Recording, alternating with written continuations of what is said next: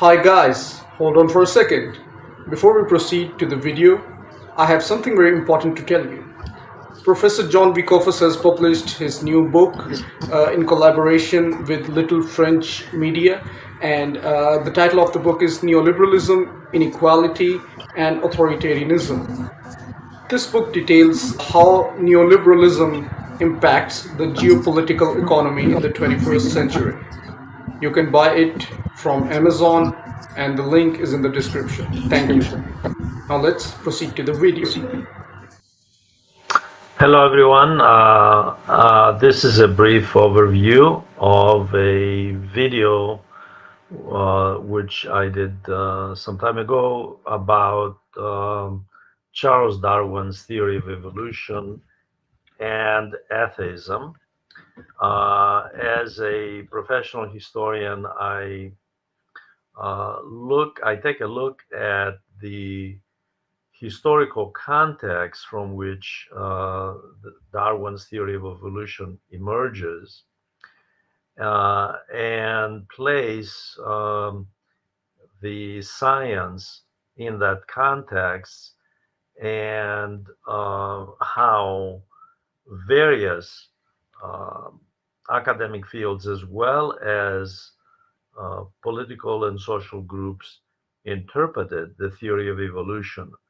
Obviously, from the 19th century, in fact, to this day, as many of you know, the theory of evolution was and remains controversial for some people and challenged, namely religion. So, in this video, what I do is I try to connect the dots, as the title implies, between the science, namely evolutionary biology, and of course, people's religious belief, which many scientists since the 19th century try to reconcile, as they argued that theology belongs in and religion belong in their own domain, and for the and so does morality, while the science should not be befuddled by um, religious dogma and by assumptions based on religious belief and biblical teachings, which do not have a scientific basis um, regarding whether it's theoretical physics, the physical universe, or evolutionary biology, as in the case of Charles Darwin. In this video, I take a look at some of the controversies, including, by the way, Charles Darwin's own um, concerns about how the public would receive the science that he offered, the revolutionary science uh, that he offered to the public after exhaustive work in South America regarding evolutionary biology and how species evolve on this planet.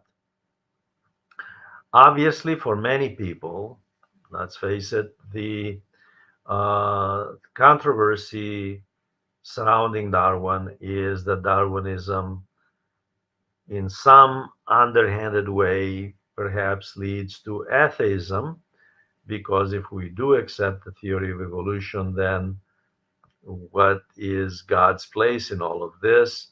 Um, and there indeed have been, and there are Darwinists who are atheists. Atheism, however, predates Darwin. Atheism goes way back to the ancient times, whether in India or in ancient Greece, by the way. And atheism actually has always had, in many respects, political connotations. It has been used as a means of rejecting the status quo, rejecting loyalty to the elites and the establishment, um, and but also of protesting against religious dogma dictating how um, scientific disciplines should proceed. And this is from the time of Galileo and Sir Isaac Newton to Charles Darwin, obviously, and actually to Einstein in the 20th century and the theory of relativity. So the issue of atheism and science is one that has been controversial because religion for many centuries, for many centuries, was the established worldview that people accepted, and the established interpretation of viewing the universe and human nature and species on this planet. When science comes along, science actually is much more, is much newer, the religion much older.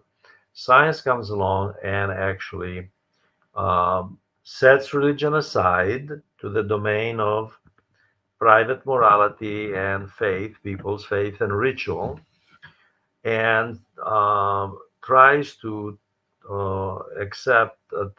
have people accept, rather, sorry, have people accept a new methodology in in approaching scientific endeavors, no matter what they are, by the way, from the field of medical science, where religion did have, from ancient times to fairly recent times, an influence to astrophysics, so and evolutionary biology. Now, Charles Darwin, in the 19th century, in the second half of the 19th century, does become controversial, and especially in the Western world, including in the United States, by the way, all the way in the early 20th century.